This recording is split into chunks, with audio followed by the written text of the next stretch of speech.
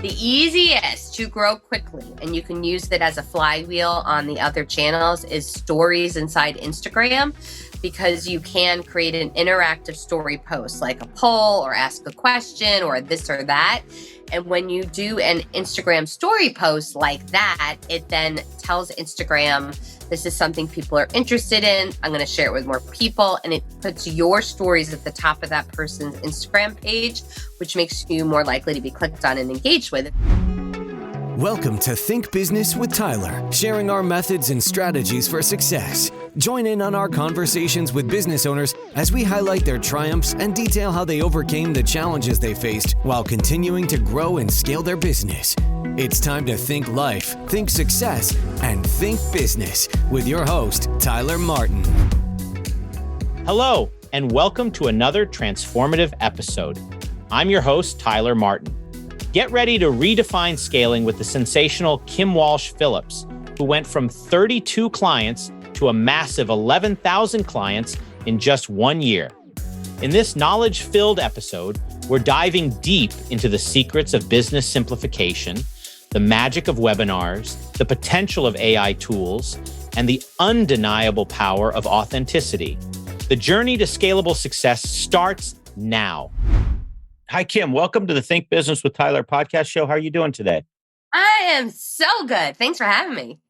Well, thanks for being here. I'd love to just start out with, maybe you could share a little bit about what you do professionally and then a little bit about yourself. I would love to. Okay. So what I do professionally is I take really awesome, amazing humans who have super cool businesses, but rely upon word of mouth and referral in order to grow. And I empower them to take control of the growth of their business by turning on the power of digital marketing and scalable systems that let them grow their company while they sleep. That's awesome. How did you get into something like this? Is this something that you did with your own business first? I did. I had a marketing agency and we grew organically for a long time based on referrals and word of mouth. So I was super used to that. And when my first daughter was born, I couldn't do that anymore. And we struggled because I was trying to take time off. And I knew I needed to create a system that would allow us to scale. And when I successfully grew that system, I started getting offers for people to buy my company. And I went from struggling to a multi-million-dollar firm that I was able to exit from. And when I sold my agency, I said, oh my gosh, this is the thing I wanted to help everybody with, is how the heck did we scale this and how can they do it too? So that's what we work with people on.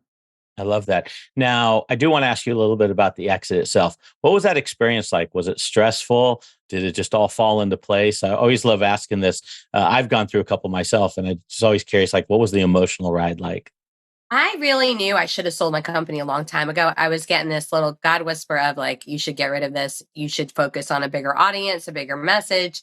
And I was so scared because we had recurring revenue from clients. And when I finally said, like, I was actually in church one day, it was a crazy long story I won't go through, but I had Joanna Gaines from Fixer Upper in a video basically speaking to me the same words I had just written in my journal, which was like, there's a bigger plan for you. It's time to let go of what you know for the unknown that's much bigger. And when I finally did that, I got 3 offers that week from my firm. And within 90 days, we closed. So it was very, very short. Yes, it was crazy. And I hadn't told anyone that was happening because, of course, with clients, you don't want people leaving before the sale. And at the time, Kevin O'Leary from Shark Tank had just become a client of mine. And we had him, I was in a conversation with him and I was with a group of other entrepreneurs and I couldn't tell him I was about to sell my company. But I said, if you were going to sell, what's something that people wouldn't think of doing that you would have them put in the agreement? And he said, if you are being paid partially based on future sales, require that an accredited accounting firm is the one who sends you the report on profit and loss because they won't risk their reputation to give you false numbers. And I was such a great tip that he gave me. That was great. I put that in. We closed within 90 days, literally like the very dramatic moment of we signed the final DocuSign at 11:30 p.m. on New Year's Eve. That was so crazy. And then 26 days later on my birthday, January 25th, 2018, I had the wire come in giving me that huge payday of an exit. On the same day, my husband told me we were moving. I was like, What? Like, it was my birthday. I got a wire. I found my whole life was being up leveled again. And I was like, nothing's ever just chill. But that's pretty much what the whole process has been like 22 years of running the agency until we sold it. Wow. That's a lot in one day, a lot of big events there to deal with. Yeah. 90 days is incredible. That's a fast timeline. So short. Yeah. Yeah. It was amazing. But And it was an agency that bought us that did what we did, but for LinkedIn, and we did it for Facebook. And ah, we knew each other. So it was very kismet. And I didn't even have to put in hours after in the new firm because I built the system for generating leads and sales that allowed me to just sell it and walk away, which was amazing. wow. That's a testament for creating processes and systems and getting yourself out of the weeds of the business. I love that story. That feeling of when you got the big check and you actually sold something you created, was that just like a euphoric type feeling? So good. It was so good. And I had always, from years of scarcity, been someone who was super paranoid and checked the bank account like multiple times a day, every day, always. And Sure. I was like, we don't need to do that right now. Like, we're good. And so much so that actually, which is so funny, one of my merchant service companies froze some of our money for a short period of time. And I didn't even notice for a few weeks because I wasn't obsessively checking my account. We got all that back in the end. But yeah, it was really awesome. I took my whole team, 17 staff members, on a 3-day cruise with them and their families to thank them. And I took the rest of the money and put it all into buying leads for my new company because we knew how to monetize them. And that was great. That is awesome. Which brings us now to kind of shifting gears. I want to talk about, doing some research about you. One thing that I read is that you did some type of cold traffic campaign where you generated $2.73 million. Can you talk about that? Like, what channel were you using? Maybe some methodologies and, what you're willing to share in terms of your approach? Because that sounds awesome. Yeah. When I had the agency, the way that we scaled was that I created a webinar. And on the webinar, I offered two options to work with us. One was a do-it-yourself course. The other was to become a client. And I took that model when we started our coaching business, and I just offered the course, not the coaching. I mean, not the consulting. And in our world, it would be a cold Facebook ad, Instagram post, or LinkedIn outreach. It would drive you into a webinar. The webinar would offer a course you could buy for $14.97. The course comes with a ticket to a virtual workshop. On the virtual workshop, we make an invitation to join our coaching program, which is $14.97 a month. And the course pays for all of our media, which allows us to scale. And in 1 year, we went from the 32 clients I had at my marketing agency to 11,000 customers inside our business, which was amazing. Just using this one model. And for me, the whole thing is like, I am so passionate about sharing with people. The secret to success is not adding more stuff. It's not adding more services or more products and making your business more complicated. It's actually simplifying this profit model and creating one really, really good funnel that sells for you all the time, that you can just love on your people, spend most of your time working with them and very little time having to do lead gen or selling because it's being done for you automatically. So when you say one very good funnel, what comes to Yeah. my head like immediately, how does someone know when they have a very good funnel? Because usually when people start out, like their funnel isn't really performing very well and they're not sure if they're doing the right thing. Are they targeting the right people? What are some steps there to get to that very good funnel? It's a webinar, so you want to make sure the webinar is performing. So the webinar should be giving you at least a 15% close rate when you're doing it live and a 10% close rate when it's in webinar, like automated. And you do your first one with people you already know and or like you cold outreach to via LinkedIn. So you're not doing any advertising the first time you do the webinar because you don't want to test ads and a webinar at the same time. So you do the webinar first, make sure you get a high enough number. Once you know it's converting, then you start running Facebook ads to it.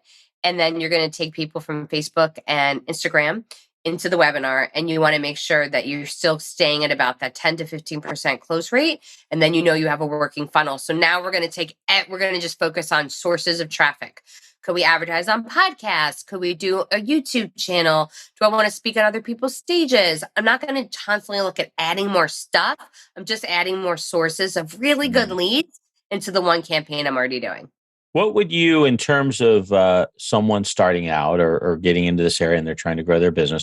So now they have this webinar, it's a good webinar, it's performing, but now they're looking for traffic sources or sources for lead generation to the webinar.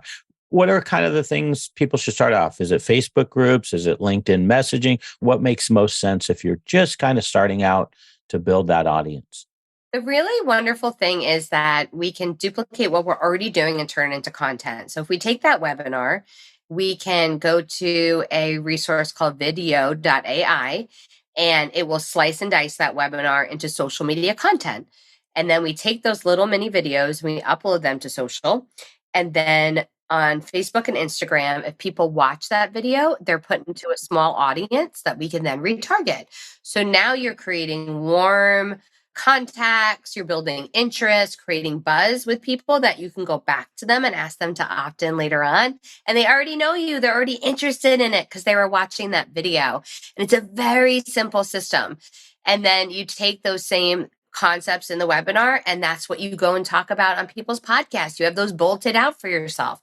That's what you use to write a long form post in LinkedIn. And the other nice thing is we can take those individual videos and we can go to a resource called StreamYard, and we can schedule those videos to show up live for us each week. And with one post, one video, we can go live on LinkedIn, Facebook groups, YouTube, Twitter, all at the same time. So we're not having to create a bunch of different content. We create this one webinar and we can use it to reach all of our audiences all at once. Wow, very cool. And so when you're doing these webinars, is there a certain, in terms of the actual content of them, do you look for a certain style? Are you trying to solve problems? Are you trying to create more of just kind of like, not necessarily your secret sauce, but very top level points? What would you recommend? Let's say someone like me, business coach, I'm going to do a webinar. What would be, maybe you could walk me through this if you're okay. What are some things that I would do if I was going to make an effective webinar to create? You want to share all of your knowledge and completely overwhelm them. Okay. So the goal of the webinar is to show them the opportunity that exists if they say yes to you at the end of the webinar. The purpose of the webinar is not to teach them all the things, because if we try to teach on a webinar, we are doing a disservice to our viewer. If we believe we need to teach on a webinar, that means we desire that person to like us more than we desire how we can serve them, because we know we cannot give them all the answers in a 60-minute webinar. It's impossible. So what our job is to make them want it so bad that at the end of the webinar, they're like, yes, give me that next thing so I can actually get the results I'm going for. And the way you do that is you create whatever it is that you're doing into this simple step process. So I like it to make it into whatever your expertise are, into a 4-step process. And that 4-step process is turned into an acronym.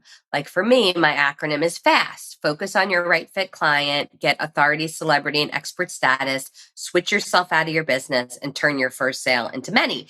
And for each one of those letters, I give them an example of it working with one of my clients. And at the end of my webinar, say, and if you want this too, this is how you can get it. So you're telling them, you're attracting people based on what they want. You create this acronym to create this 4-step approach, and then you make the call to action at the end to take the next step with you. If you're a business owner feeling stuck in your business, overwhelmed, responsible for everything that happens, and working long hours, Tyler helps his clients develop processes, hire high-performing team members, and better understand their financial metrics and numbers to allow for a more predictable, less hands-on business. To schedule a free, no-pressure consultation, head to thinktyler.com and click the meeting button. Tyler would love to see if he can help you work on your business, not in your business. Schedule a consultation today at thinktyler.com. Think life, think success, think business. So you're telling them, you're attracting people based on what they want. You create this acronym to create this 4-step approach, and then you make the call to action at the end to take the next step with you. Okay, that seems pretty clear. I'm going to switch gears, but kind of stay on the same spot. Where does AI to you fit in on this? Like in terms of like generating content and ads and maybe even a webinar. What's your thoughts around that? So I look at AI as my swipe file. Okay. I have done that for so long that I've been researching, screenshotting, have a swipe and deploy file. Things that I see that are good, I can just go to I just go to ChatGPT or to Bard when I'm starting a new project and say, okay, write me landing page copy for XYZ thing. I'm still going to go and tweak the crap out of it. Like, because I'm not going to go with what it's got, but I never have to start from a blank page. I've never started from a blank page on anything I've done before. So I always would go to swipe file, but now I don't have to do that. I can just go to ChatGPT and I can get my answer and I'll utilize it that way. I've also used it for its brilliance. I did something like this. We taught a class on how to have a best-selling or a top-ranked podcast. And I shared with ChatGPT, here's my intro from my podcast, turn it into a template I can use with my students. So it can also create templates. I've also used it for something like, who are 7 podcasters in my niche that I should reach out to for getting on their show, having it research things like that. So I basically think of it as my marketing intern. I'm never going to take what it says as the final product, but I am going to allow it to save me time to get to the finish line. Yeah, I love that. I love the way you articulate that. Hey, in terms of engagement on social media, are there any tips or tricks that we can do to improve our engagement so get more interaction? There is only going to be interaction if you have recently had engagement with people on your page. Now, I know that sounds ridiculous because how can you have interaction with people on your page if they're not interacting because they're not going to see it, but they're not going to see it. So if your page has been dead, do not try to just start doing things to make interaction happen because it's not going to work. You're typically going to have to pay to promote the post to your followers in order for them to see it. But once you start that algorithm wheel going and they start engaging, they'll start seeing your content more. The easiest to grow quickly, and you can use it as a flywheel on the other channels, is stories inside Instagram, because you can create an interactive story post like a poll or ask a question or this or that. And when you do an Instagram story post like that, it then tells Instagram, this is something people are interested in. I'm going to share it with more people. And it puts your stories at the top of that person's Instagram page, which makes you more likely to be clicked on and engaged with. It's why when you see people viewing your story, it's always the same people. That's because who Instagram's feeding you to. Now, the other thing that you can do there's 2 other kinds of high engagement posts that can help to boost it. One is a carousel post on Instagram. This is where you have multiple images and people have to scroll through, because when people scroll on your Instagram post, Instagram sees it as high engagement. So more people will come to it. And the second one is Facebook Lives. They do much better than Instagram Lives. Facebook Lives are another place where you can have a distribution greater than your viewership. You can also boost the Facebook Live video when you're done so you could reach more people. So if I'm trying to grow my engagement, that's what I would do. What about platforms? You mentioned Instagram and Facebook. Where does LinkedIn or maybe like a TikTok, if you had a preference, is there any way of where you steer people where to go? I have TikTok ranked pretty low, honestly, because it is so volatile and we don't know when it's going to disappear. But I mean, I do have clients that are making good money from TikTok, but I'm not a TikTok expert. We utilize Facebook and Instagram's advertising platform, and I use LinkedIn and automated messaging every day on all 3 platforms. I do not use LinkedIn paid advertising. It doesn't have the same ROI as Facebook and Instagram, but the automated messaging is amazing, and we utilize that every day. And when you say automated messaging, do you mean you just literally just queue up your what do you mean automated messaging? Maybe I should ask that. We use software that lets us go in and message people on a daily basis. Got it. So, like, for example, I have an upcoming workshop in New York City in a couple weeks, and I have an email going out to everybody in my LinkedIn contacts. It's about being a in-demand speaker. And I went to everyone who's in my contacts who already has a book, because that's a good audience for me. And I did a search. They're in my network. They already have a book. They are in the New York metro area. And then I have a message going out to them right now saying, I know it's a long shot, but Justin Guarini from American Idol and I am having a half-day workshop in New York City for the In-Demand Speakers Bootcamp. Any chance you want to join us? And that message is just going to everybody, and people are saying back. So this person just said, sounds like fun. What do you want me to speak on? Or what am I speaking on? You can call me. So like literally I send the message out, I start getting leads in. It's amazing. I mean, I set this up 1 hour ago and I already have 3 people in my inbox right now saying, yes, I want to come, send me more details. So It's cool. Wow. That's cool. Switching gears, Justin. So you and Justin do a podcast together.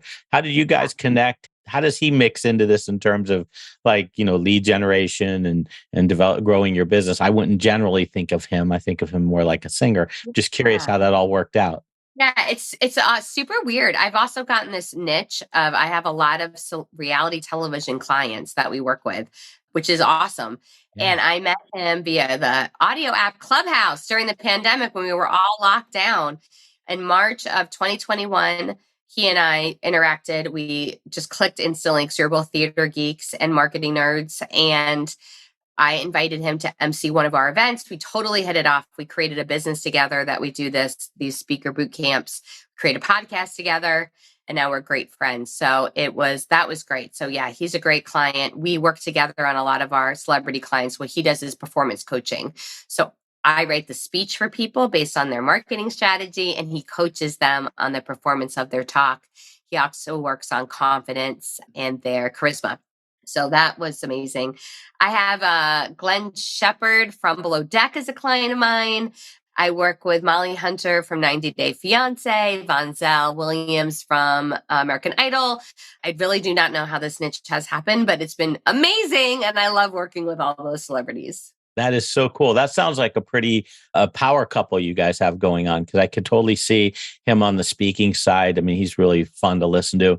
And obviously your skill set, it's a good complement with each other. Yeah. And we laugh a lot, which is a lot of fun. And we have on our podcast, we have a That's What She Said button. So if that tells you anything of how our show rolls, that's how we roll.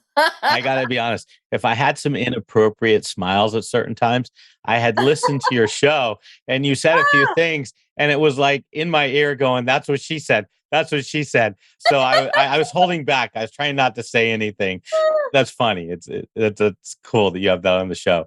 I think that was on The Office back in the day. And my friend, I did a lot of Office memes. I send Justin one of those at least once a week. Yeah, me and my friends used to, when I used to have my second business, we used to always joke around every other word. It seemed like we used to say that. So anyway, so hey, before I wrap up, I always have one question I like to end with.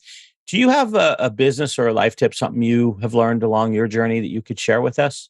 You are not an accident. You were created on purpose with a purpose. And the quicker you could stop trying to be like everybody else and start being like you is the faster you unlock your unique competitive advantage. Because there are people who want to work with you, even if you literally say word for word exactly what someone else is saying, until you say it, they're not going to hear it. And so stop trying to figure out what everyone else is doing and start going deeper into when you feel most alive. Because when you can share those moments with your audience, incredible things happen. I love that. Powerful. Hey, so I'll put this in the show notes at thinktyler.com. You've got two websites.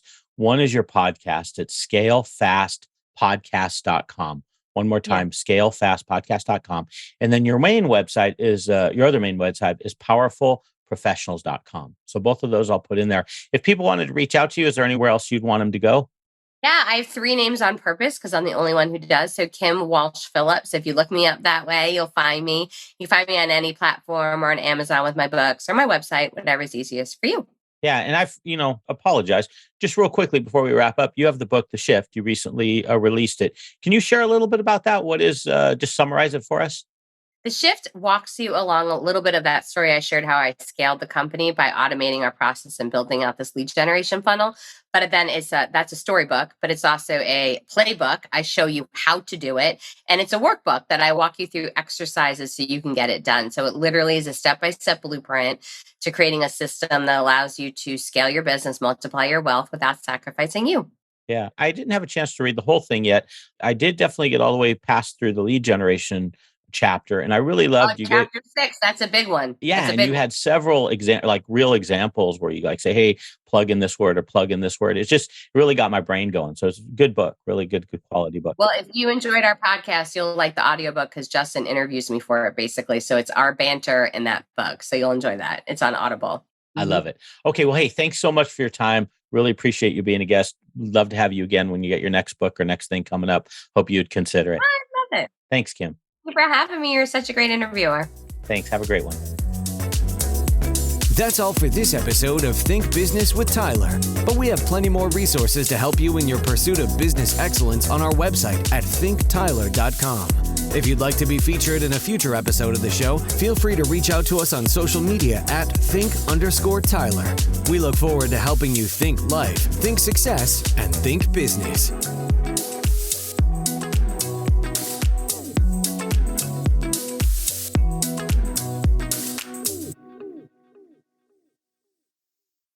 Welcome to Transforming 45, the podcast that celebrates the incredible power of passionate voices.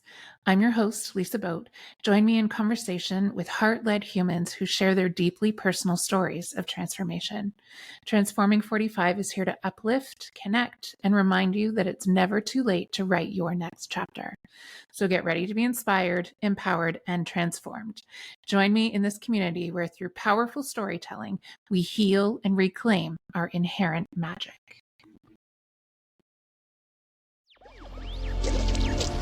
Electricast. Hi, I'm Lisa Gadet, host of her Extraordinary Life by Design podcast, where we celebrate women who are shaping their lives one extraordinary day at a time. I speak with women from all over the world about what they do and how they are passionately pursuing their dreams and creating meaningful impacts on their communities. So come join us and learn about all there is to learn about these extraordinary women. Electricast.